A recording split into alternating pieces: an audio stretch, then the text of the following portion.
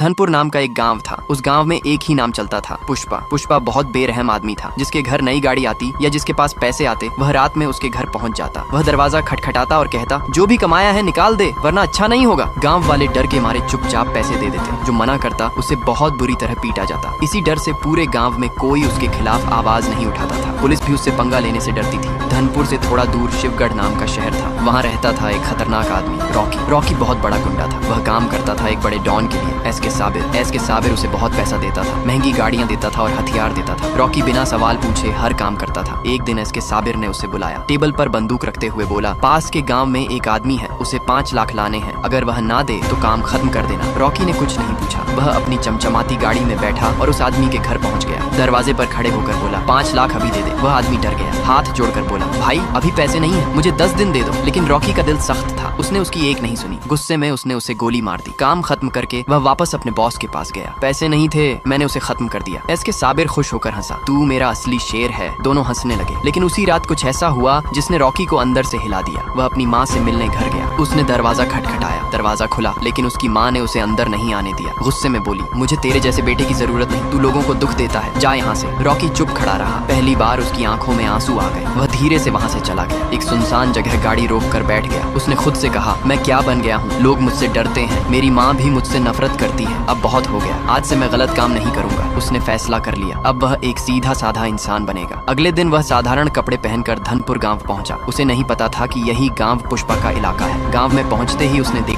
पुष्पा एक गरीब किसान को सबके सामने मार रहा था। पुष्पा चिल्लाया, नई गाड़ी खरीदी है, टैक्स दे। किसान रोते हुए कह रहा था, भाई ये गाड़ी मैंने कर्ज लेकर ली है। रॉकी ये सब देख नहीं पाया। वह आगे बढ़ा और बोला, उसे छोड़ दो। पूरा गाँव चुप हो गया। पुष्पा ने मुड़कर उसे देखा, कौन है तू, यहाँ मुझे रोकने वाला अभी तक पैदा नहीं हुआ। रॉकी शांत आवाज में बोला, गलत काम छोड़ दे, लोगों को मत सताओ। पुष्पा हंस पड़ा, यह मेरा गांव है, यहाँ मेरी मर्जी चलती है। उसने अपने आदमियों को इशारा किया। चारों तरफ से लोग रॉकी को घेरने लगे। लेकिन उन्हें क्या पता था, जिसे वे साधारण आदमी समझ रहे हैं वो पहले अंडरवर्ल्ड का सबसे खतरनाक नाम था।